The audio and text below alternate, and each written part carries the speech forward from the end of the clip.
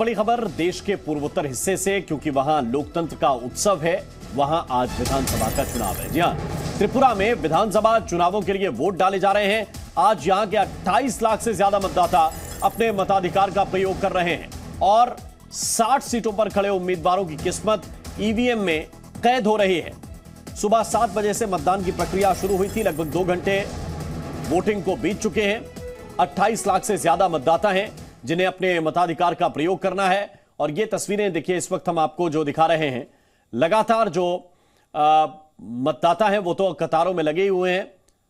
जो प्रमुख चेहरे हैं वो भी वोट करने के लिए पहुंच रहे हैं। जो वीवीआईपी हैं वो भी वोट करने के लिए पहुंच रहे हैं। मुख्यमंत्री माणिक शाह की ये तस्वीर इस वक्त आपको दिखा रहे हैं।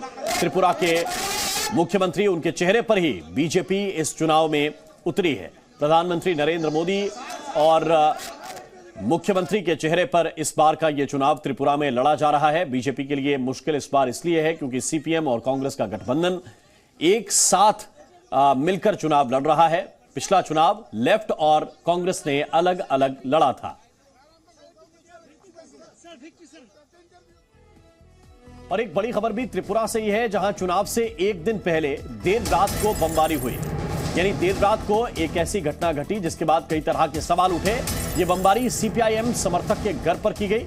हालांकि घटना में किसी के घायल होने की खबर नहीं है, लेकिन सीपीआईएम ने इसका आरोप बीजेपी पर लगाया है। लेकिन बीजेपी ने कहा है कि इस तरह की घटना से उसका कोई लेना देना नहीं है। जिस जगह पर बमबारी हुई है उस दरवाजे की तस्वीर भी इस वक्त हम आपको दिखाने की कोशिश कर रहे हैं। जिस जगह पर दावा है कि यह हमला किया गया है, उस जगह की तस्वीर आपके सामने है।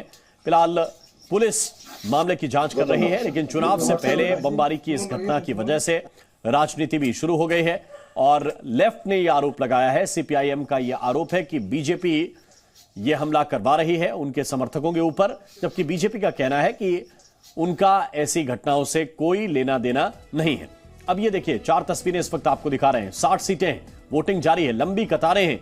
बीजेपी के लिए चुनौती है सत्ता को बचाने की, और इसके लिए बीजेपी ने काफी पसीना भी बहाया है, काफी जोर भी लगाया है। गठबंधन इस बार जो बड़ा ही महत्वपूर्ण हो सकता है वो कांग्रेस और लेफ्ट का है। कांग्रेस और लेफ्ट अलग अलग चुनाव लड़ते आए हैं हर जगह पर, लेकिन लेफ्ट और कांग्रेस अब साथ में चुनाव लड़ रहे हैं और इसका क्या असर होगा। और एक घटना जो देर रात को घटी है, वोटिंग से पहले ही यह घटना घट गई थी। हालांकि अभी किसी तरह की हिंसा या अप्रिय घटना की कोई खबर नहीं है, लेकिन यह घटना देर रात को घटी थी। तो त्रिपुरा में आज विधानसभा चुनाव के लिए वोट डाले जा रहे हैं। सुबह 7 बजे से 60 सीटों के लिए मतदान चल रहा है। त्रिपुरा में नई सरकार के लिए प्रदेश की जनता आज अपने मताधिकार का इस्तेमाल करेगी। त्रिपुरा में 60 सीटों के लिए वोटिंग होनी है।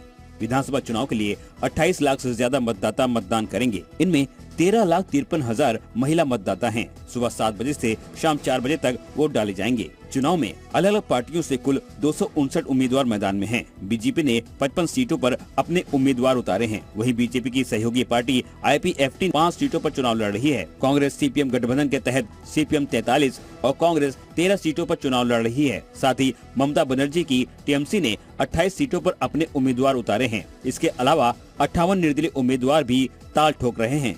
वोटिंग के लिए 3,337 मतदान केंद्र बनाए गए हैं। शांतिपूर्ण चुनाव के लिए चुनाव आयोग ने सुरक्षा के पुख्ता इंतजाम किए हैं। 31,000 मतदान कर्मी और केंद्रीय बलों के 25,000 सुरक्षा कर्मी तैनात किए गए हैं।